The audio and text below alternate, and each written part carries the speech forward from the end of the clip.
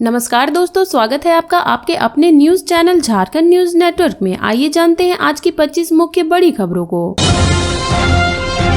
झारखंड में धूमधाम से मन रहा है छठ महापर्व। रांची में 5:08 में देंगे अर्घ। छठ महापर्व पूरे झारखंड में धूमधाम से मनाया जा रहा है। नहाए खाए के साथ इस पर्व की शुरुआत हुई। बुधवार की शाम को खरना का प्रसाद ग्रहण करने के बाद छठ व्रतियों ने 36 घंटे का निर्जला उपवास शुरू किया। 7 नवंबर को छठ घाटों में डूबते सूर्य को अर्घ दिया जाएगा। छठ महापर्व के दूसरे दिन बुधवार को खरना का अनुष्ठान किया गया। व्रतियों ने प्रातः स्नान ध्यान किया। इसके लिए कई व्रतियों ने विभिन्न तालाबों, डैमों, नदियों और घरों के आसपास बनाए गए कुंडों में स्नान किया। तीसरे दिन यानी गुरुवार को व्रती छठ घाट पर अस्ताचलगामी भगवान सूर्य को अर्घ देंगी। इसके लिए प्रातः स्नान ध्यान के बाद प्रसाद बनाने की तैयारी शुरू करेंगे। इससे पहले अधिकतर ने घरों में स्नान किया और भगवान को अर्घ देकर छठ महापर्व अच्छे से संपन्न होने की कामना की। दिन भर उपवास रखने के बाद दोपहर में खरना के लिए खीर और रोटी बनाने की तैयारी शुरू कर दी थी। विभिन्न लोकगीतों के बीच इसे तैयार किया गया।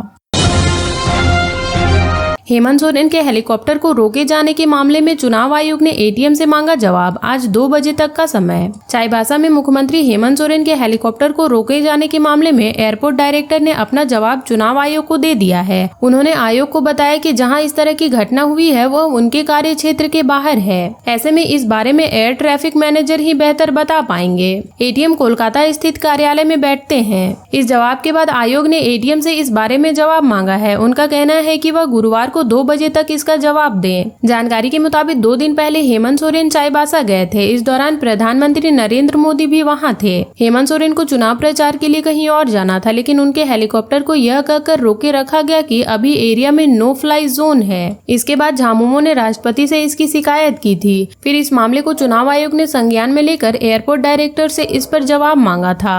दरअसल 4 अक्टूबर को पीएम मोदी की चाईबासा में चुनावी रैली थी। उसी वक्त हेमंत सोरेन की पश्चिमी सिंहभूम में भी सभा थी, जहां से चुनाव प्रचार के बाद उन्हें सिमडेगा जाना था, लेकिन उन्हें उड़ान भरने से 1.5 घंटे तक रोक के रखा गया। इसके बाद झामुमो ने राष्ट्रपति को पत्र लिखकर समान संवैधानिक सुरक्षा और सम्मान सुनिश्चित करने की मांग की थी। उन्होंने राष्ट्रपति द्रौपदी मुर्मू से सभी स्टार प्रचारकों के लिए समान अवसर देने के लिए हस्तक्षेप करने की मांग की थी।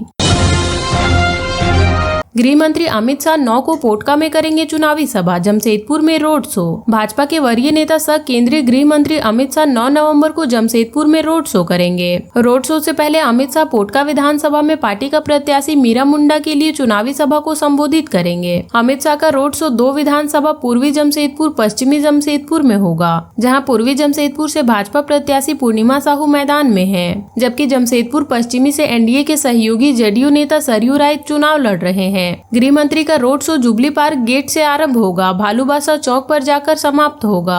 गृह मंत्री अमित शाह की जनसभा और रोड शो की व्यापक तैयारी को लेकर बुधवार को भाजपा जमशेदपुर महानगर की महत्वपूर्ण बैठक साकची में हुई। इस दौरान गृह मंत्री अमित शाह की रोड शो की सफलता और भव्यता को लेकर विशेष रूप से चर्चा की गई। प्रदेश महामंत्री आदित्य साहू ने बताया कि रोड शो के लिए पार्टी के वरीय नेताओं के साथ प्रस्तावित सड़क मार्ग का जायजा लिया गया। गृह मंत्री अमित शाह के रोड शो के दौरान विभिन्न सामाजिक धार्मिक संगठनों के सदस्य, विभिन्न मंडलों के भाजपा कार्यकर्ता पूरे मार्ग में जगह जगह उनका स्वागत करेंगे। इसके लिए जगह जगह स्वागत मंच बनाए गए हैं। रोड शो के लिए पूरे मार्ग में सजावट की तैयारी की जा रही है।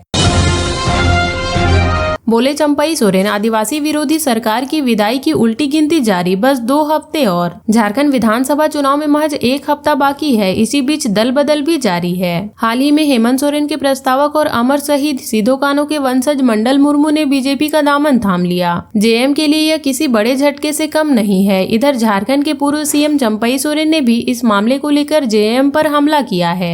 पूर्व सीएम चंपई सोरेन ने सोशल मीडिया एक्स पर पोस्ट करते हुए लिखा कि संथाल हुल के अमर सिदो कान्हू के वंशज मंडल मुर्मू भी आखिरकार भाजपा में शामिल हो गए हैं। क्या आप जानना चाहते हैं आदिवासी समाज से जुड़े मुद्दों को उठाने वाले इस युवक ने यह फैसला क्यों लिया है? अपने पोस्ट में चंपई सोरेन ने लिखा कि इसे समझने के लिए संथाल परगना की वीर भूमि भोगनाडीह की परिस्थिति को समझना होगा। उन्होंने लिखा कि वहां जाते समय रास्ते में तथा वीरों के उस पवित्र गाँव में भी सड़क किनारे एक नई पक्के मकान मिलेंगे, जिस पर एक राजनीतिक दल के झंडे दिखेंगे। इनमें से अधिकतर मकान बांग्लादेशी घुसपैठियों के हैं और उन पर लगे झंडे बताते हैं कि उन्हें आदिवासियों की जमीन लूटने, बहू बेटियों की अस्मत से खिलवाड़ करने और आदिवासी समाज के ताने बाने को बिगाड़ने की हिम्मत कहां से मिलती है। यह झंडा बाकी लोगों को एक दल विशेष के इन दामादों से उलझने की चेतावनी देता है।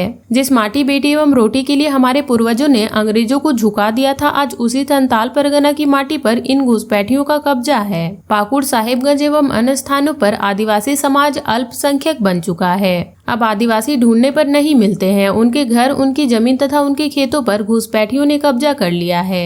चंपई सोरेन ने अपने पोस्ट में लिखा कि आदिवासियों की हितौसी होने का दम भरने वाली यह सरकार हाई कोर्ट में झूठा एफिडेविट फाइल कर सच को नकार रही है।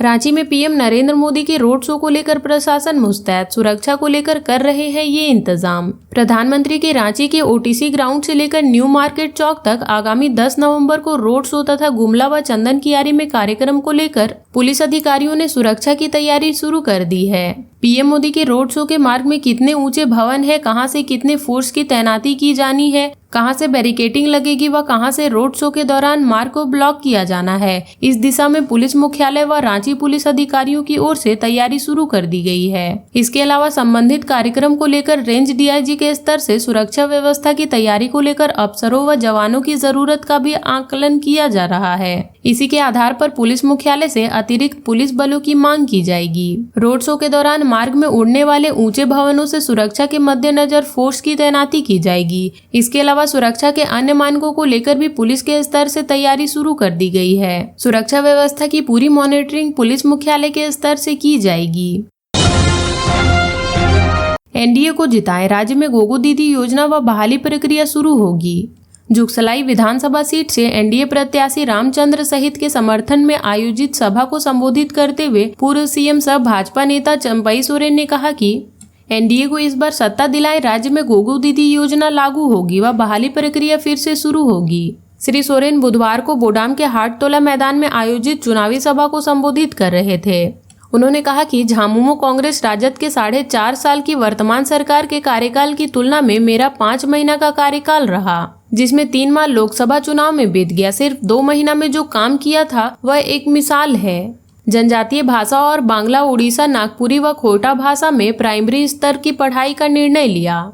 शिक्षकों की बहाली का प्रयास किया तो सत्ता से बाहर कर दिया गया। 2 महीने में शिक्षक व सिपाही की बहाली की प्रक्रिया शुरू कराई तो उसे बंद करा दिया गया। और अब तक के लिए इतना ही। ऐसे ही वीडियोस के लिए लाइक, शेयर एंड सब्सक्राइब करें और जुड़े रहे झारखंड न्यूज नेटवर्क से।